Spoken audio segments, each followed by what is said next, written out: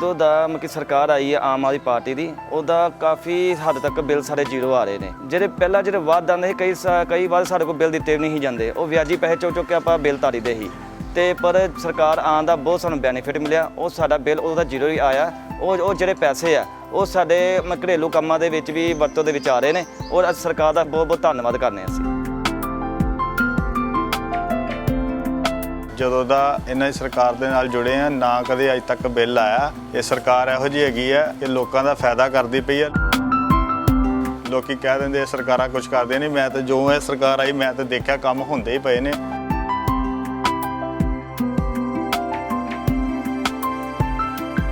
ਜਿਹੜਾ ਬਿੱਲ ਅੱਗੇ ਆਉਂਦਾ ਸੀ ਉਹ ਹੁਣ ਸਾਨੂੰ ਨਹੀਂ ਆ ਰਿਹਾ। ਅੱਗੇ ਅਸੀਂ ਫੜ ਫੁੜ ਕੇ ਬਿੱਲ ਤਾਰਦੇ ਹੁੰਦੇ ਸੀ ਜੀ। ਬਹੁਤ ਧੰਨਵਾਦ ਭਗਵੰਤ ਮਾਨ ਦਾ ਜੀ।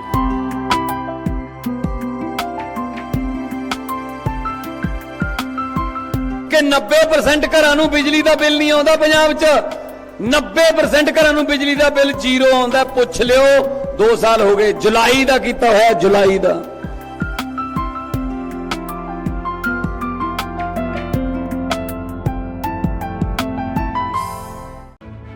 तथाकथित दिल्ली शराब घोटाले केस में तिहाड़ जेल में बंद अरविंद केजरीवाल को आज भी राहत नहीं मिल पाई।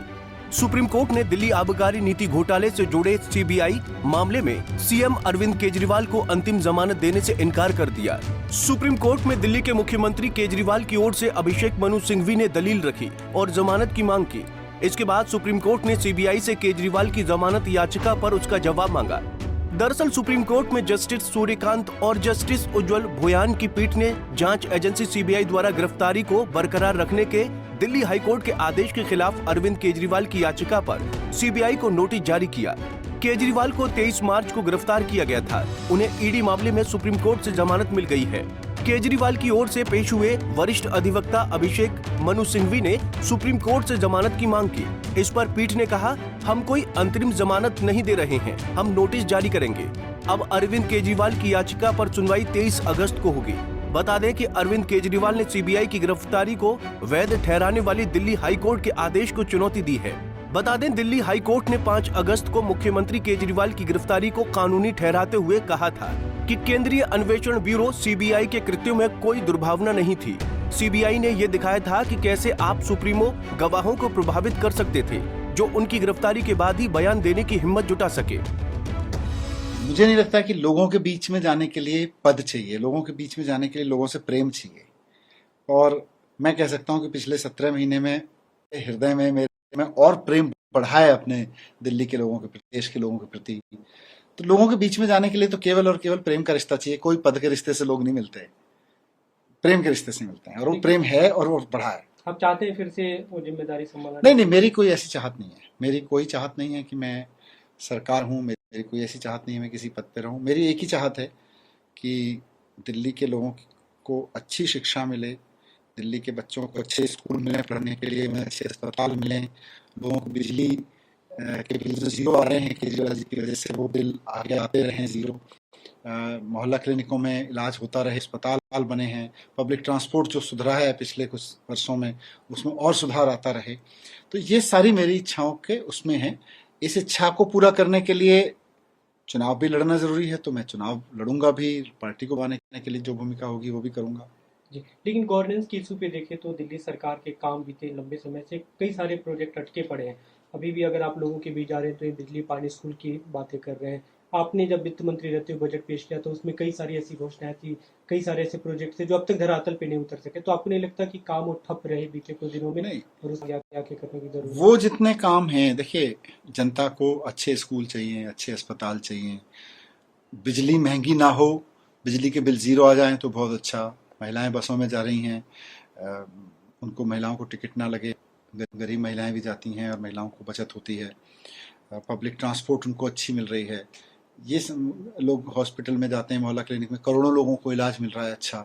तो लोगों के ये काम हो रहे हैं और हम उस दिशा में काम कर रहे हैं, हमारी सरकार उस दिशा में काम कर रही है। बाकी बहुत सारे नए आइडियाज आते रहेंगे, उनमें से कुछ इम्प्लीमेंट होंगे, कुछ किसी और आज किसी कारण से रुके हैं, पहले कोई और किसी कारण से रुके, तो कुछ चीजें रुक जाती हैं। वो जरूरी नहीं है कि इस कारण से रुकी हैं। पहले भी जब नहीं थे, मैं सरकार में भी था, उस वक्त भी हम 100 चीजें सोचते थे करने की, तो 2-4 चीजें ऐसी हो जाती थी जो शुरू नहीं हो पाती थी। अभी सीएम का जेल में रहना, दिल्ली में रहना, और अभी हालांकि आज सुप्रीम कोर्ट ने एक तारीख निर्धारित की है 23 अगस्त को उस पर सुनवाई, आपको कितनी उम्मीद है कि वो कब तक बाहर आ पाएंगे? देखिए, मुझे तो अपने देश के संविधान पर भरोसा है, और इस संविधान में ये व्यवस्था है कि जब भी कोई तानाशाह सरकार केंद्र में बैठ के तानाशाही के तहत विपक्ष के नेताओं को जेल में डालेगी, उनके ऊपर वो आरोप लगा के जो आतंकवादियों, वैसी धाराएं लगा के जो आतंकवादियों के ऊपर लगाई जाती हैं, ड्रग माफियाओं के ऊपर लगाई जाती हैं, तो उनको संविधान बचाएगा। और उस संविधान को बचाने के क्रम में ऑनरेबल सुप्रीम कोर्ट ने मेरे मामले में और भी कई मामलों में मैं देख रहा हूँ बहुत महत्वपूर्ण फैसले दिए हैं, और सीएम साहब के मामले में भी बहुत अच्छा फैसला आएगा। हम जिनसे प्रोजेक्ट्स की बात कर रहे थे, कामों की बात कर रहे थे, मुख्यमंत्री अब जब आते हैं, हाल के दिनों में जब उन्होंने लोकसभा चुनाव में जो घोषणाएं की, जो बातें कहेंगी, 1000 रुपये महिलाओं को देने की बातें थी, और ये भी दावा था कि अक्टूबर-नवंबर तक उसे दे देंगे, उसके बाद चुनाव में जाएंगे, और उस आधार पे आप लोग को जो वोट मिला, काफी बड़ा हिस्सा उससे प्रभावित होकर महिलाओं ने दिया। आपको लगता है कि वो हो पाएगा तब तक? देखो, सीएम साहब पर एक चीज दिल्ली के लोग जानते हैं, जो दिल्ली के लोगों का ही दिया हुआ वाक्य है कि केजरीवाल जी जो हैं वो करके दिखाते हैं। तो केजरीवाल जी ने बहुत सोच समझ के जो कहा है वो करके तो वो दिखाएंगे। अभी वो बाहर आ जाएंगे तो वो उस पर काम करेंगे। आपके केस की अगर हम बात करते हैं, तो इससे पहले जब सुप्रीम कोर्ट ने जब बिल डिनाई किया था, उस समय कुछ अमाउंट की बात की थी कि 300 कुछ करोड़ रुपए इसका हो सकता है कि कुछ लेन देन हुआ हो। बीजेपी उसी को लेकर सवाल भी खड़े करते थे कि आपको जो बिल मिला, आप लोग जश्न मना रहे हैं कि बरी तो हो गए, लेकिन केस तो खत्म नहीं हुआ, अभी भी केस तो बना हुआ है। बीजेपी दुखी है कि उनकी साजिशें सारी ये थी कि किसी तरह से इनको दिल्ली के विधानसभा चुनाव तक अंदर रख लो, इसीलिए उन्होंने हमारे ऊपर इतने खतरनाक कानून लगाए। अब ये भी जान लीजिए कि तथाकथित दिल्ली शराब घोटाला केस क्या है। गौरतलब है कि दिल्ली के एलजी द्वारा आबकारी नीति के निर्माण और कार्यान्वयन में कथित अनियमितताओं और भ्रष्टाचार की सीबीआई जांच के आदेश के बाद 2022 में इस नीति को खत्म कर दिया गया था। सीबीआई और ईडी के मुताबिक आबकारी नीति में संशोधन के दौरान अनियमितताएं की गयी और लाइसेंस धारकों को अनुसूचित लाभ पहुँचाया गया, जबकि आम आदमी पार्टी इस पूरे केस को हमेशा से झूठा बता रही है। दम आम आदमी पार्टी के साक्ष्यों में कहीं ज्यादा है, इसलिए न्यायिक तंत्र से उसके नेताओं को राहत मिलती नजर आ रही है। Bureau report, Punjab Kesari TV.